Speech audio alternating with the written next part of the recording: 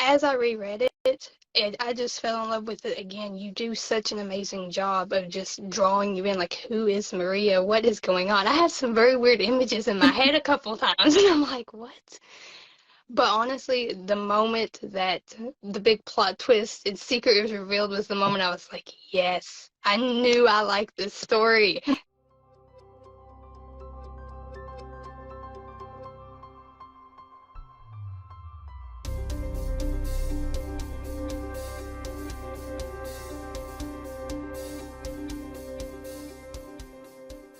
Hello there, friends, and welcome to this week's Snapshots of Spain book chat. Today we're going to be talking about the story Maria, which is the fourth story in this collection, and I'm going to be joined by special guest Emmalee Morris, who is a fellow writer and of course a reader of this story. But before I invite her on, I wanted to jump straight into a reading of the beginning of this story for you. So I'm going to pull it up on my e-reader here. So like I said, this is Maria. It's a really pretty cover. Unfortunately, it's turned around, but that's just how it is on Instagram Live. One thing I will say is that there's a bit of world building at the beginning of this story, explaining to you a bit more about Granada, the setting of this story, and I really want to focus in on the friendship. This is a story about the unexpectedly deep connection that develops between new friends, and so I'm going to jump around a little bit, starting with the very beginning of this story, but then sneaking forward just a tad bit so you get a little bit more about Ian, the main character, and Maria, who he is just getting to meet in this first section. So here is your reading from Maria. I'll never forget the day that Maria came into my life. It was a Tuesday like any other Tuesday. I was ambling home from teaching English lessons at the language academy where I worked at the time. I had a podcast playing in my ears and I was, for all intents and purposes, not really paying attention to the world around me. But Maria was. She's always been that way, an incredibly astute observer of her environment. She's not a girl who's quick to warm up to people or even communicate much with them, for that matter. Instead, she'll linger in the background, paying attention to the one person or group of people she most wants to read. She's got a sixth sense for anticipating good and evil. Give her one brief encounter and she can tell you if someone is trustworthy or not. She was sizing me up on that Tuesday afternoon. As I said, I was walking along, minding my own business, unaware of being stalked. Maria was following me the whole time, though. She never said so much, but I get the impression that she had seen me many times before that day. I believe she had been watching me for a while and had already decided I was a decent guy, the right person to go for. I think she knew I'd be passing through the center of the city on my way home from work. Perhaps she even anticipated, somehow, that I'd be hungry, because she just seemed so ready for me to turn into the bocateria on the corner of Plaza Trinidad, which I rarely do on weekdays. And like I said, I'm going to skip ahead a little here. Okay, so after he leaves that sandwich shop he was talking about, it continues. As I walked towards the door, I had a minor internal crisis over whether I should approach Maria or ignore her attention altogether. I didn't think either were good ideas, but I also felt as though she was going to make the first move anyway, so it didn't much matter. I don't know why I felt that way, I just did. It turns out I was right. Although Maria didn't make eye contact with me as I exited the store, I had the feeling I was being followed, and each time I'd sneak a glimpse out of my periphery, my intuition was confirmed. She was always there, maybe 50 strides behind me, as I crossed the first non-pedestrianized street and exited the very center of the city. I knew her perfect balance of lingering far enough back without losing sight of me would be tested. She made it across the first street in the nick of time, but I was worried her covert trailing would soon turn into a real safety hazard. When I got to the next street, I hid myself right around the corner and waited. This time, the sneaky one was going to be snuck up on. She pranced past me, and I was tempted to just let her go so that I could watch the moment she realized she had lost me. Only I didn't even want to imagine the dejected look on her face when it happened, so I didn't. Instead, I whistled in her direction, and her body stiffened at the sound of it. She swiveled her head to meet my eyes and realized she had been tricked. For a moment, Maria just stood there, eyeing me up and down. I imagined she was contemplating if this had really been the right move, if she should really have singled me out. She allowed her gaze to settle on me, as if looking right into my soul. Evidently, she decided that I was deep down all right. I will leave off there for now. As you can imagine, this is a kind of unusual meeting of friends, and I think that that adds a lot to the story. There's definitely quite a bit of mystery around Maria, and I will just remind those of you who have read this story before and who are familiar with that, let's say, reveal about Maria's true identity, please, today Emmalee and I are going to try our hardest to not spoil that for the new readers. So if you do have any questions, you are welcome to ask them, but we do ask that you try to be conscious of that and not necessarily reveal or spoil anything that new readers would not know. But with that, I'm going to invite on today's guest, and I hope that you enjoy this Q&A session. I got it. Hi. Hi, how are you? I'm good. How are you? Can you hear me okay? Yeah, it's perfect. Good. Sounds good on my end. Oh, I'm so excited for you to join us. As I was about to say, you were an early reader of the whole collection, but I've definitely gotten the vibe that Maria is by far your favorite. Very much so. Oh my gosh. I love this story. It's amazing. I did not see that coming. Excellent. That makes me glad. There is definitely that huge mystery aspect Yeah. to the story. And it's always exciting for me when people didn't expect it. Yes, I can imagine so. Yeah. Well, I mean, just to start off there, I guess I am curious, because this is your favorite story, what would you say about it that really resonated with you, or what did you connect with in Maria?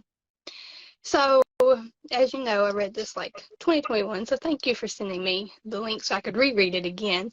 But as I reread it, I just fell in love with it again. You do such an amazing job of just drawing you in, like, who is Maria? What is going on? I had some very weird images in my head a couple times, and I'm like, what? But honestly, the moment that the big plot twist and secret was revealed was the moment I was like, yes, I knew I liked this story. And obviously, you know, my whole whatever. And I was like, oh my God. So yes, the twist was what set it off of like, yes, this is my favorite story out of all of them. Oh, amazing. Yeah, that's so cool to hear.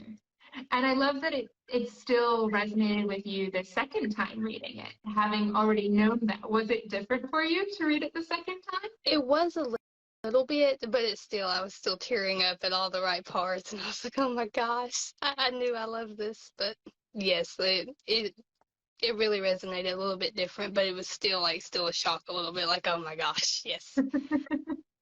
Oh, perfect. Well, I actually wanted to share with our viewers today a little bit of the review that you wrote for Snapshots of Spain and ask you a bit about the different parts, because I've always wanted to ask you this. This is the first time that we're really getting to talk in real time. Yes.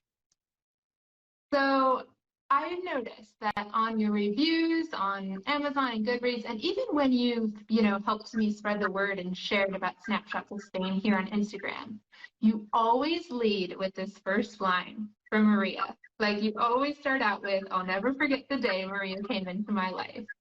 And I was wondering if you could tell us a bit about that. Like, why? So whenever I write reviews or post anything, I'm a quote junkie. I love quotes. I always try to get something that's either my favorite quote or something that I think will like hook people. And that first line was the moment of like, okay, who is Maria? Why will he never forget this day? Like, there are so many questions that I need answered from Maria. Like, who is this?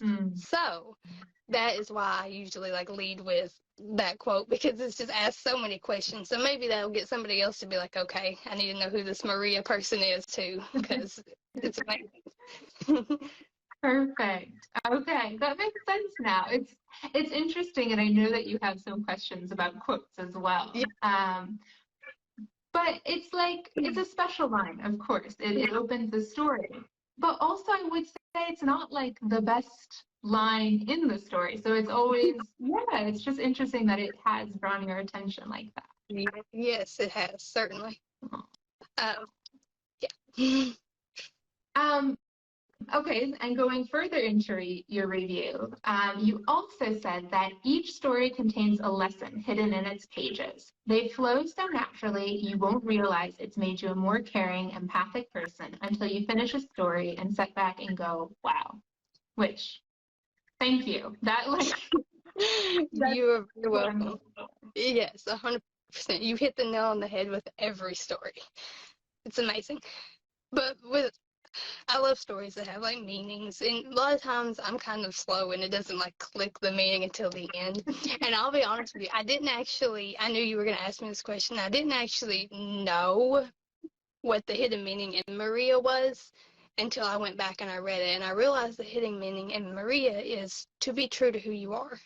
The right people will find you, they will come for you.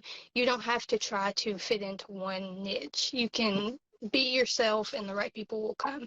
And I feel like that's really what Maria wants Ian to do throughout this whole story. So that is definitely like, that meaning is me. I'm very, I guess, stubborn, I guess. So it's like, I'm going to be me, and whatever else happens, just happens. So I really resonated with that meaning. Whenever I was reading it the second time, I was like, yes, that is it for Maria. It's amazing. Awesome. Yeah, and I think that's also what's kind of cool about the collection as a whole, because you have so many different stories and an opportunity to do so many different things with those different characters. But as you were describing it, I'm like, yeah, absolutely, that is what this story is about. And yet, I don't know if it's the exact thing I would have honed in on. Oh, and really? What would you say? um, I think, I mean, it is that. It is absolutely that. It's about friendship in general, I would say. And so it definitely aligns with your message as well. But just, yeah, I don't know. I think that's what's special about it is each time you read it, it might come across a little bit differently. And the message will be kind of what you need it to be as well. Not just with this story, with all stories. I think that is the beauty of books and writing, that it's going to speak to you where you're at. Yes, definitely so. Oh, well, did you want to talk about quotes a bit, as you are the quote queen? Yes. So what's your favorite quote? I want to hear yours first. Okay. So I did have a chance to think about this, and it does relate kind of to what I'm saying about like this message. For me, let me find it because I highlighted it here. Okay. So this is about halfway through the story when this one comes up. And it's the narrator, so it's Ian speaking.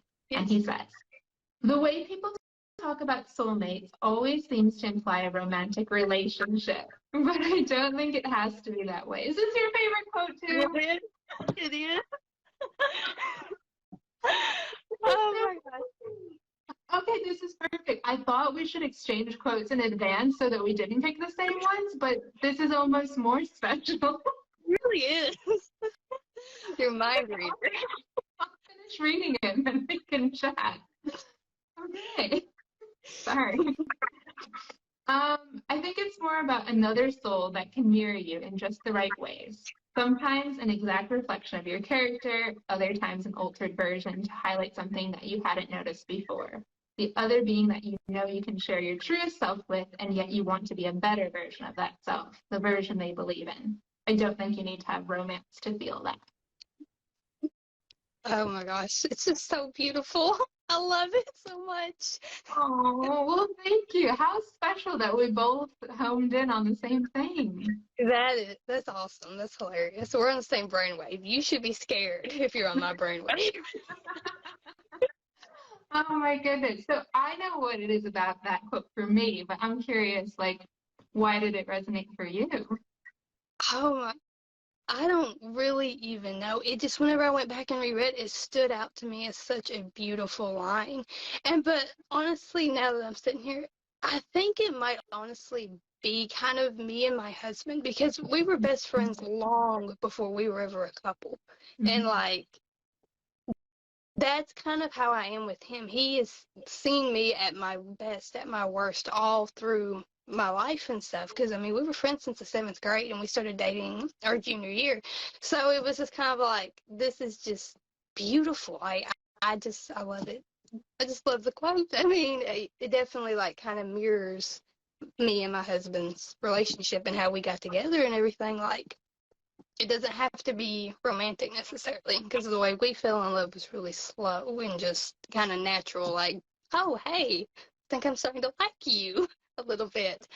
So I think that was kind of why it resonated with me a little bit now that I'm sitting here thinking about Yeah, it. that is so cool. And I love that because that's a perfect example of how it could be totally non-romantic and you still had perhaps that soulmate feeling. And then it did, Yes. obviously, shift. So cool. Yeah, I think I'm having a similar experience to you, reading it the second time, and I see a comment coming in right now. I'll read this as well. I also enjoyed Maria, but the entire book was truly a good read. I'm actually enjoying it again for the second time. Oh, yay! That makes me so happy that this re-release is also encouraging those who already are familiar with the stories to go back and rediscover them. Yes. Because it is different. It's different the second time around. Yes. Um, Grow as people. And so our ideas change, definitely. Absolutely. And what I had selected this quote, like I had it in a Word document already, like before you asked, I knew this was a favorite quote of mine. But then when I went and looked for it, and I have a whole paragraph that I read selected, I was like, oh, there's a lot about versions in here as well, which is kind of Yeah. an Easter egg for those who have read that story. Mm-hmm. And I don't remember writing it that way. I don't remember there being a connection in my brain. But then as the reader, I'm like, oh, this is clearly a theme this author is interested in. Oh my gosh, yes. So it is fun. And I will say, like right now, as you and many people know, I'm working on my debut novel and really exploring friendship. And again, not necessarily romantic relationships, but these other kinds of relationships and how those can be the thing that get us through. It's definitely what you see in Maria as well. So this is a theme that is close to my heart. Oh yeah, you can't beat the friendship trope. It's my favorite to read, honestly. You can do so much with it. It's amazing. I agree. And I mean, I do enjoy romance as well, but I think there's something kind of unfortunate for the romance genre that there's like this tropes and there's just the expected trajectory. And Yes. to be a romance novel, you kind of have to follow it. Whereas friendships, we can go anywhere, like you Yeah, said. there's no limit. You can do whatever you want to do. Absolutely. Well, speaking of different genres, we did get a question from our listener or our viewer. Um, that now I'm gonna mess up her handle. Can you say it? House of Plants and Books. It's Fancy Kristen. Books. Okay, thank you, Kristen. So she asked us what genres we like to read. So would you like to go first, Emily? Sure. I'm a huge dystopian buff. Obviously, that's what I write. But that is the genre that got me hooked on reading. I read The Hunger Games and I was like, yep, I love it. Can't live without it. So that, and I also like stories that are a little bit more like nitty gritty. Like, you Mhm. don't have to like Like, give me a little bit of something here. But yeah, definitely dystopian is my favorite. But I also didn't grow up really reading anything else. I read horse books and I read like westerns, but then like dystopian's the only thing that I read that was kind of out of, I guess, a very reality-based realm.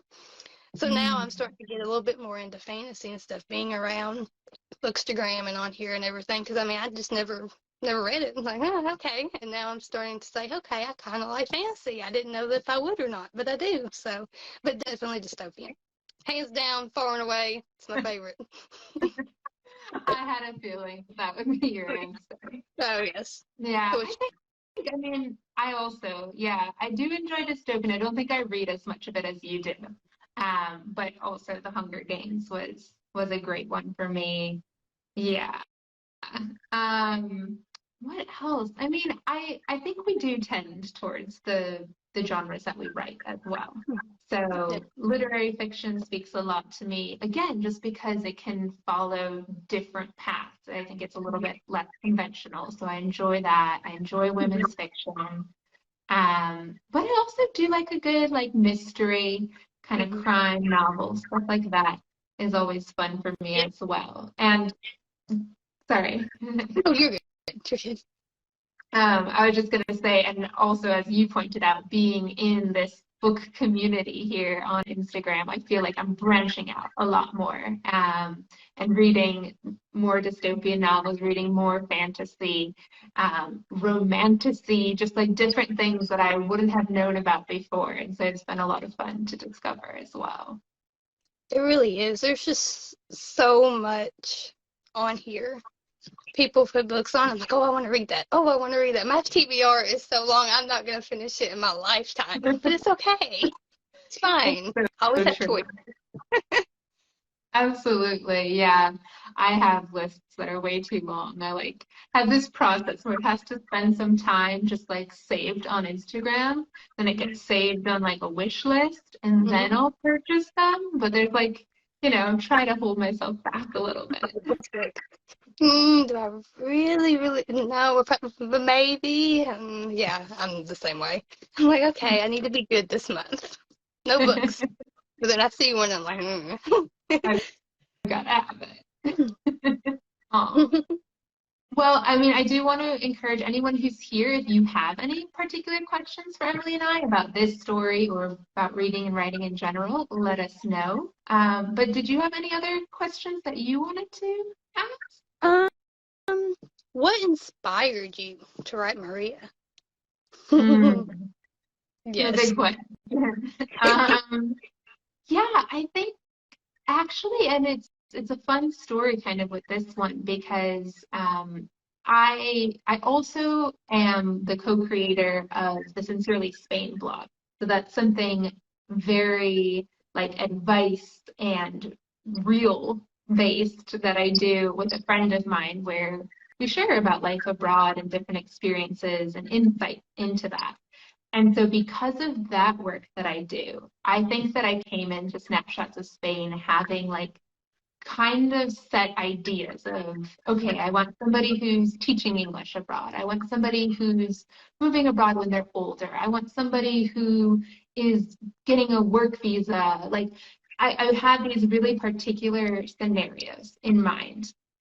And to be honest, I think I hit a wall at a point because it was like, okay, my logical brain is planning it out like this, but my creative side wants more of the excitement of like discovering characters and it being a little bit more open-ended than that.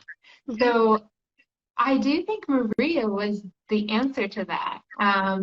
I did not plan to write this story. This was one that was not on my original list. And I want to say it was on a weekend, and usually I only write during the weeks. I just like was sitting on my couch and it came to me and I was like, I wonder if I could write this story where one of the characters is like Maria and I don't tell people that that's her identity. Like, I wonder what that would be like. And I want to say I wrote the first draft of this in one day because that's how exciting it was to me too. And this was a special story for that. I think it just came from me being a little like walled in with my other stories, and then this opened up that creativity again for all of them. Well, you hit the nail on the head. You did amazing. I love it. No spoilers, but I'm backing it up. No spoilers. But you. It's really difficult for us not to get into it. No. But yeah, so that's Maria. It's such a good story. If you've not read it, you need to read it so you can know what we're talking about and not saying. Exactly. If anything, I think this conversation will have people going a little bit crazy, like, okay, I just have to get this story and figure out what is happening. Okay, well, those are really all the questions I had for us today, other than I did want to take an opportunity to spotlight you. Because it has been such a joy for me to get to know you here on Instagram. I will say I was drawn to your account because it was different than the other book accounts. Like we can all be very similar at times, and yet you had all these animals and country and home vibes.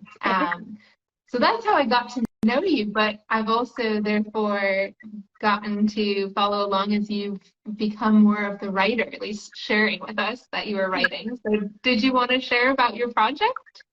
Sure. As you'll know, I'm currently writing a dystopian novel. It's going to be a trilogy. Book 1 is called Tango 200, but will always be the Chaney trilogy to me. I always call it Chaney. I can't fix it in my head. But anyway, I'm currently on the first draft, doing some editing, so I'm hoping to send out to betas maybe by July. Maybe I feel like I'm giving myself not really enough room there, but we'll see what happens. So, yep, we're gonna crank it out, see what happens. Absolutely. Oh, I can't wait for you. And it sounds like a beast of a book. When you talk about your word count, I'm like, wow, this is going to be an intense trilogy. 170K words for the first book on the first draft, and I'm adding chapters. So we're gonna have to do something here. Hope you like big books, because I got you covered. That's perfect. I think you can definitely do that with all the world building and everything needed in dystopian novels. I hope people love it. We'll have to see what the beta readers say and go from there, but I'm hoping it pans out okay. For sure. And so if anyone would like to check you out and find your account, can you tell us where to do that? Yeah, you can just go search Emmalee Morris. It's spelled EMMALEEMORRIS _writer. And I should pop up. It's got a picture of my cat and me hanging out, living life. So, yeah. That's perfect. Oh, well, thank you so much, Emmalee. This has really been a joy for me to get to chat with you and share more about Maria. Thank you for having me. I'm glad I didn't stumble too much. I was really nervous, I'm not gonna lie. I think I did amazing times. It has been perfect. For your first live, I think you're natural. Well, thank you very much. I was about to panic, not gonna lie. Oh, don't. Well, I will just remind everyone that Maria, along with the other Snapshots of Spain short stories and novellas, are available right now on Amazon, but you can also find them on my website, which is just dannyjnorwell.com, and I have all the links here on Instagram as well. So thank you so much for joining us. It has been so much fun, and I'll see you all next week. Bye, Emmalee. Thank you. See ya. Bye.